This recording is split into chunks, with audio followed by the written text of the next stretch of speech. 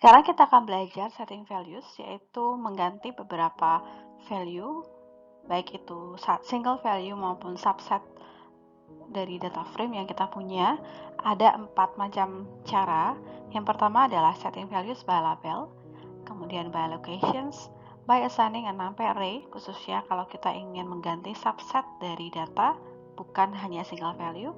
Dan terakhir adalah aware operation with setting, di mana pada contoh yang ke D ini akan sangat berguna kalau teman-teman tidak mengetahui letak atau lokasi dari sel atau subset yang ingin kita ganti. Sebelum saya menjelaskan bagaimana cara setting values, di sini akan saya tunjukkan functions yang belum sempat kita bahas pada slide sebelumnya, yaitu .add dan .iadd. .add sama dengan .log. Fungsi ini merupakan cara kita referencing sel ataupun subset dengan menggunakan label. Kemudian .iadd adalah integer add yang sama seperti .ilog, menggunakan integer locations untuk referencing sel ataupun subset dari data frame. Nah, cara setting values pada Pandas sama seperti cara kita mengganti nilai atau menginputkan nilai pada Excel. Pertama yang kita lakukan adalah menuju kepada sel tersebut, di mana lokasi nilai yang akan kita inputkan, kemudian kita bisa menginputkan nilainya. Hal yang sama juga kita lakukan pada Pandas. Yang pertama yang kita lakukan adalah merujuk kepada atau referencing sel atau subset yang ingin kita ganti, sama dengan diikuti oleh nilai baik itu single value maupun array yang akan kita assign pada lokasi tersebut.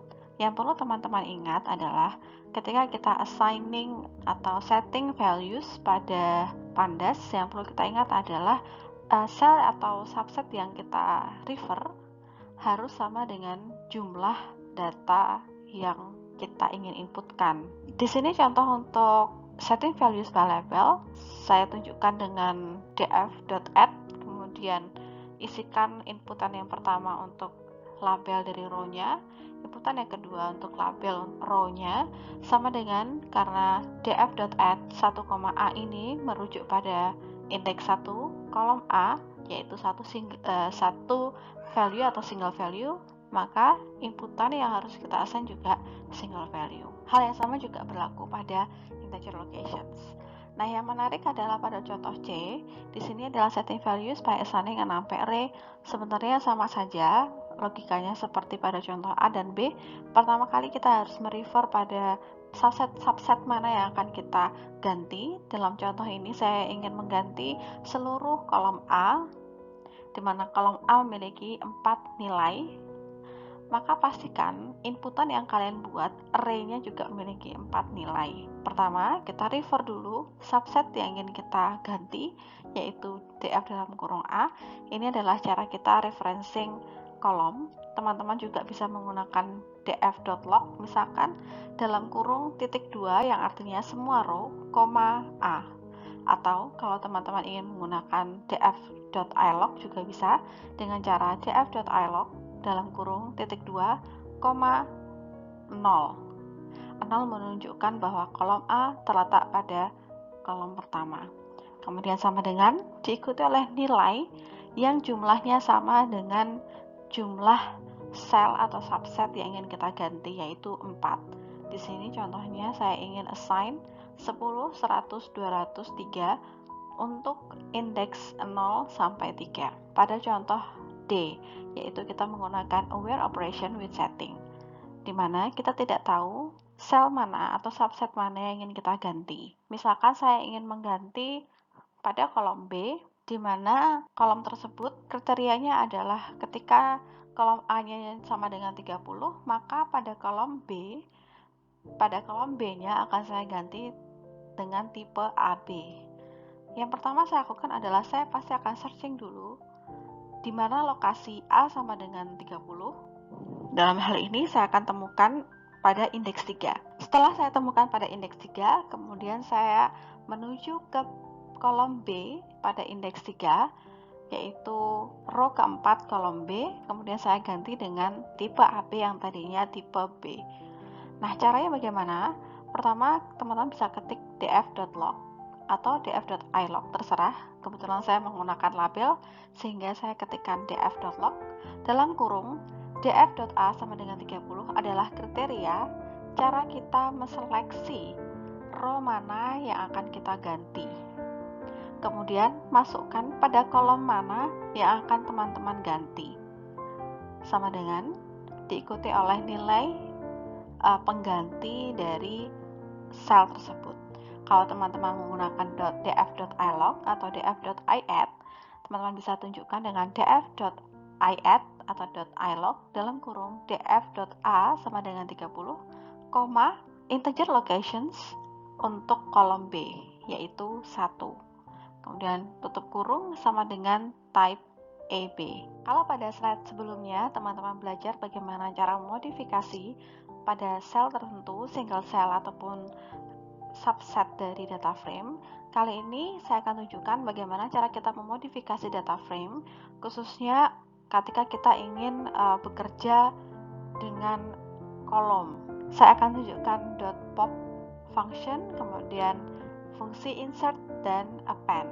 Insert adalah cara kita memasukkan kolom pada data frame dengan specified location.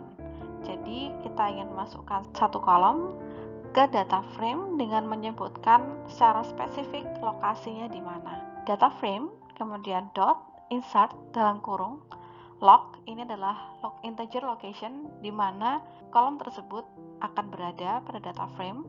Kemudian kolom adalah nama dari kolomnya, value, yaitu value dari kolom yang ingin kita assign. Bisa juga berupa single value ataupun berupa numpy array, allow duplicates sama dengan false.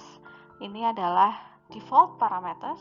Kalau tidak disebutkan dalam pemanggilan fungsi .insert, maka secara otomatis allow duplicates ini akan bernilai false.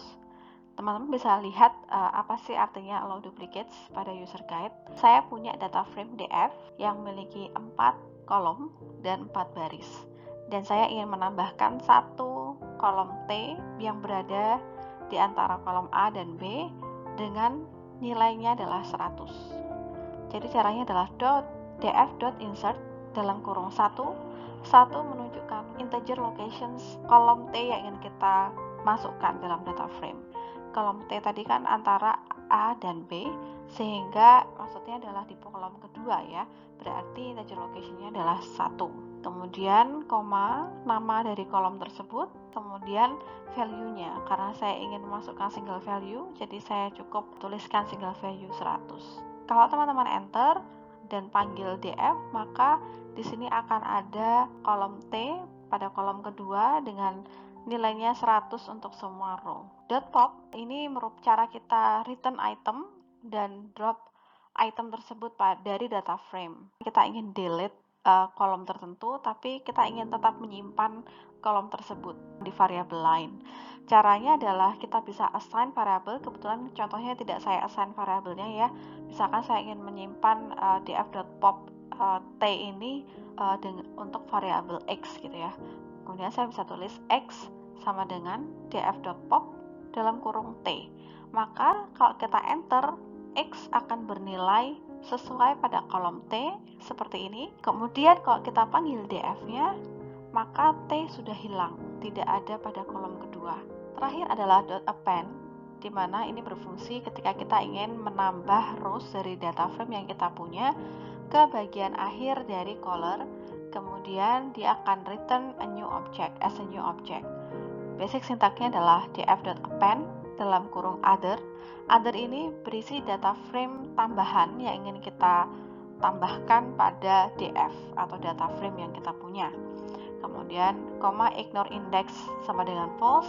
Ini juga merupakan default parameter. Kalau kita tidak sebutkan, maka defaultnya adalah false. Ignore index nanti akan saya tunjukkan apa maksudnya. Dan ada beberapa parameter lainnya seperti verify, integrity, dan sort. Teman-teman bisa lihat apa maksud dari verify, integrity, dan sort pada user guide di Pandas. Di sini ada contoh data frame yang saya punya. Yang pertama adalah df, kemudian df2. Ini adalah rows yang ingin saya tambahkan. Ada 4 kolom dan 4 baris untuk df. 4 kolom dan 2 baris untuk df2.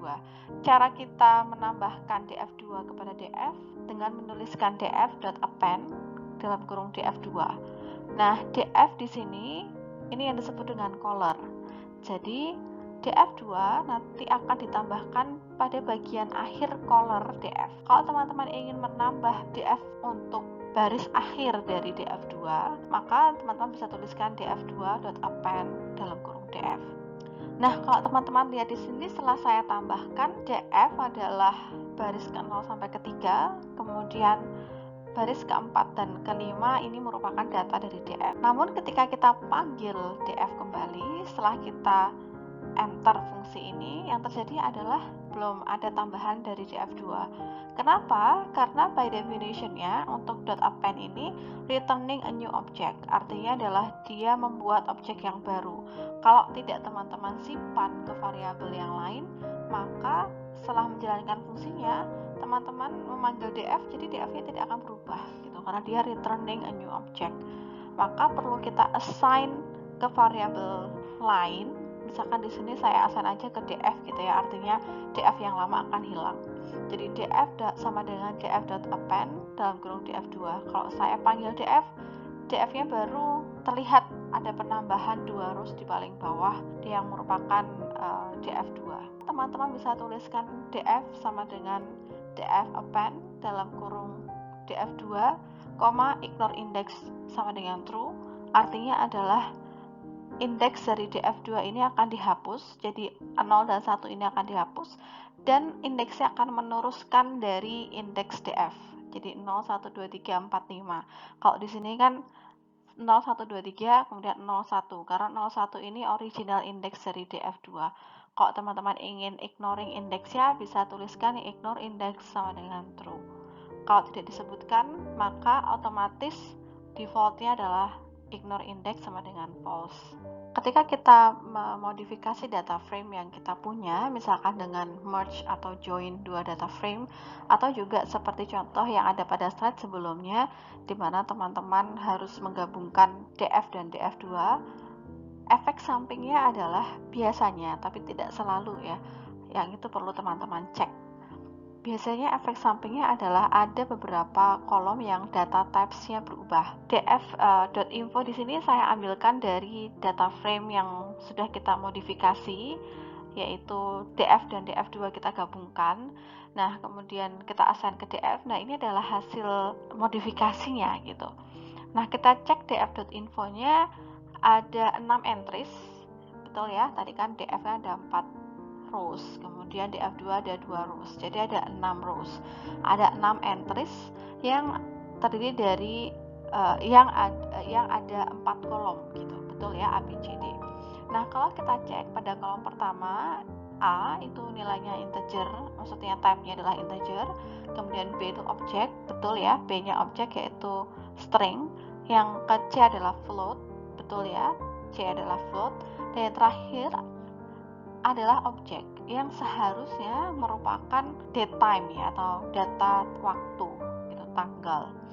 Nah, ini sangat umum terjadi sehingga kita perlu converting data types. Dalam contoh ini kita harus convert kolom D yang dinilai sebagai objek, harus kita convert ke datetime. Caranya adalah df.d sama dengan pd.pandas.toDatetime dalam kurung isikan kolom mana yang ingin kita convert.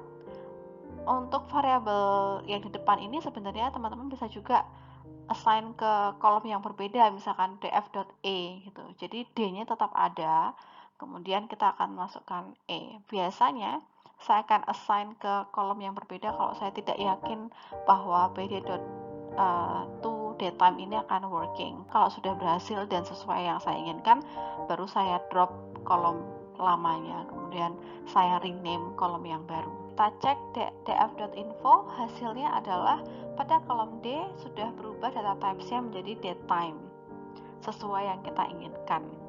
Ada beberapa cara kita convert data types seperti menggantikan numerik, kemudian time delta ini adalah menghitung gap antar dua waktu.